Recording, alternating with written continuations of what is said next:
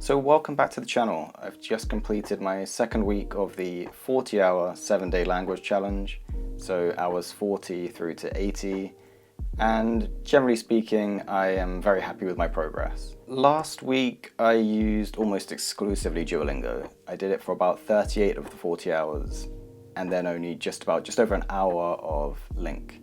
This week I used a lot more variety when it comes to resources. So I did carry on using Duolingo, but nowhere near as much. Continued with Link, I did that a lot. Introduced Memorize for vocabulary, and also started using a textbook. So yeah, let's get into a bit more of the details. So let's start off with Memorize. Why did I choose that over, say, something like Anki? In the past, when I've made flashcards, I've spent a lot of time on the flashcards. And every time this happens, I invest a lot of that initial time and I don't see the payoff because I either don't finish the deck or I get so carried away with formatting and try and make them a bit too comprehensive that I lose track. All I really want to do at this stage is use flashcards to just expose myself to as much vocabulary as possible, like really cast my net wide. When I make flashcards for myself, I don't just want English on one side, target language on the other side. I want to include example sentences. And this is really, really good once you've got the deck, but making it is very time consuming. You have to look up the sentence, make sure you understand the sentence. And I always get to the same point. I spend so much time making these cards that it's difficult to know when to stop. And I think that's the hardest part. The bottom line is I want these flashcards to learn vocabulary. So what I've decided to do is just use the pre-made decks just for more efficiency when it comes to time. So I did start off with the pre-made Memorize deck, so I used German 1 and German 2.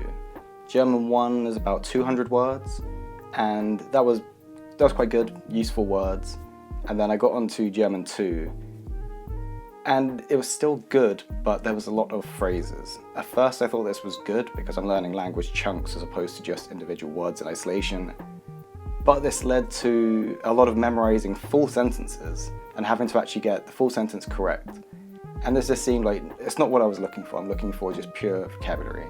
So I've actually switched over to a deck called 5,000 words, top 87% in order of frequency. So this is basically using some form of corpus and doing the most frequent 5,000 words.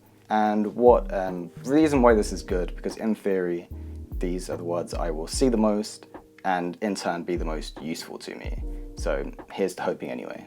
Like ideally, I would be learning words in context, but I really just want a kind of, in a sense, a brain dead activity where I can just, in between reading and kind of grammar study, it's a bit more intensive, just be able to switch over, do some vocab, and I don't really get kind of that mental fatigue when I'm doing vocab. So flashcards, I'm all up for. I absolutely love flashcards, so that's the main reason for that, to be honest. The main resource I actually used this week was Link, and the reason I like Link a lot is because you really control how much your hand is held.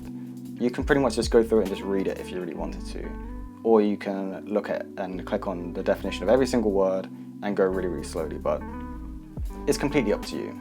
So I think last week I did about the first 4 mini stories, and this week what I tried to do is do 10 at a time. So study the first 10 and then review it, and then do 11 through to 20 and then review 1 to 20 and then keep going like that. And I did actually end up managing to do the first 40 lessons, and that's out of a total of 60. And that was brilliant. I didn't actually expect to get that far. I was aiming for 20 or 30, but I actually exceeded my expectations, so definitely happy about that. The most exciting point was actually at about lesson 12. I kind of had a mini breakthrough in terms of comprehension. Everything just seemed to click into place, and obviously that doesn't mean that I can read really, really well now, but I think I kind of grasped the basic sentence structure. So instead of having to read each individual word and kind of try and think about the translation, I could kind of read a sentence through and actually understand it as a whole. So I'm understanding it a bit better on a macro level. But the most exciting part was actually being able to start reading news in German. And I found it's based on a website called Nachrichten in leichter Sprache, and it's just basically news in simple German. And yeah, I've started on that, and I've read about 17 articles so far, And don't get me wrong, the articles aren't particularly long, but it's just fun. It's fun being able to actually read something that I would happily read in English, and it doesn't feel forced, it doesn't feel artificial. And that's one of the great things about news as well, is that there's a constant stream of it. I don't have to kind of search far and wide trying to find something to read. There's new news every single day, so it's a constant source of comprehensible input. And because it's not super simple to the point where it's not useful, but it's also not super complicated where I have to look up absolutely every word. And it's at a consistent level, so I can slowly build up my confidence and eventually transition to something more native level. Even though technically it's native level, but it's aimed more at obviously either learners of German or German children.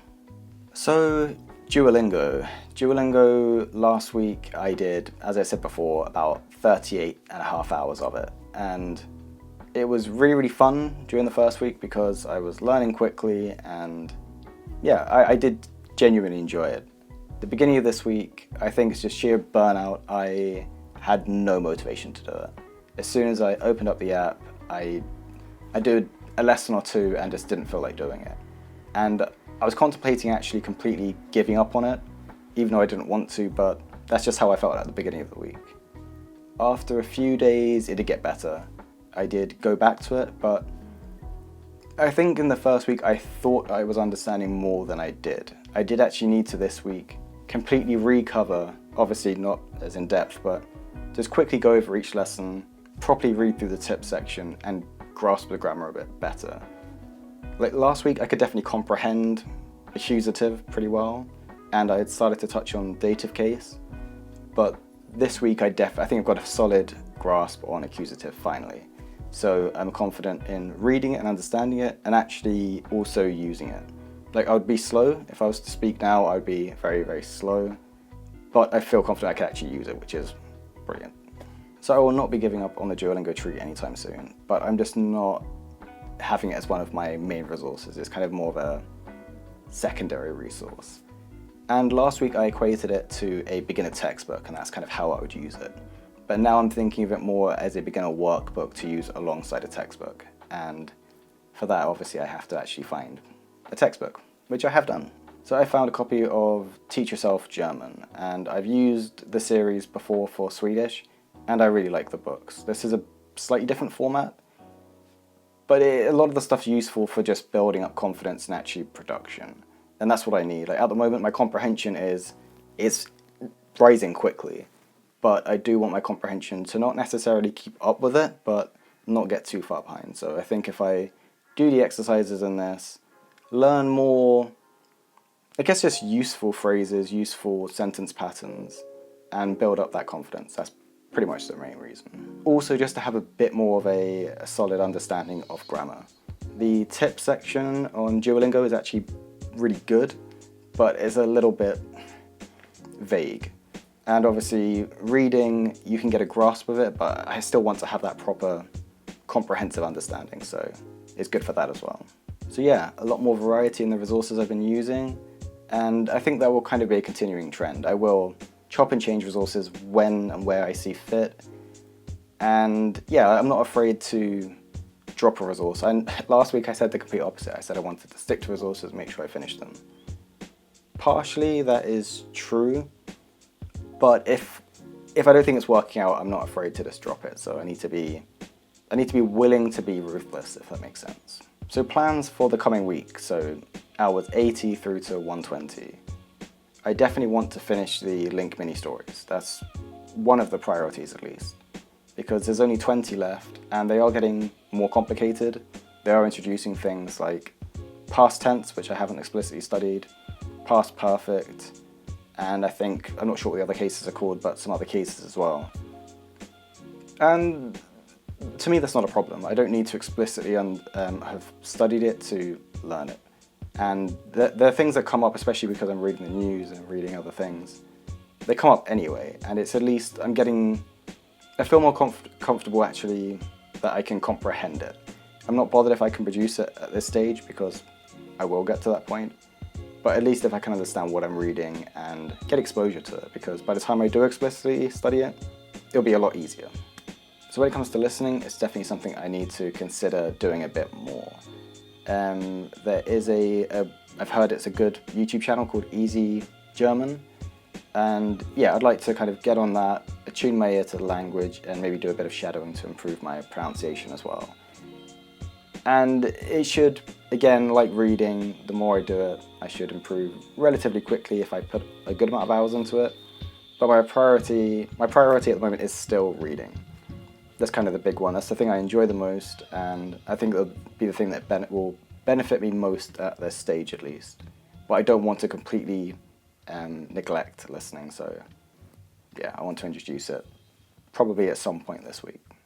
So I think a big takeaway from the second week is just that things change super fast, and yeah, I just need to be willing to be flexible and adaptable, and be willing to drop things and willing to take on new things when it's necessary. But yeah, just need to stay motivated.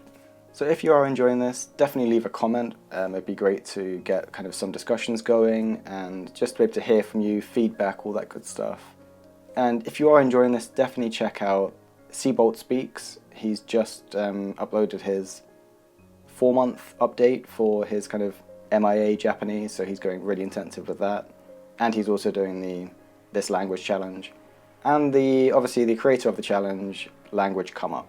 And he's just done his 1.5-year update for Russian, so check him out too. I'll leave descriptions to those, links to those in the description, but yeah.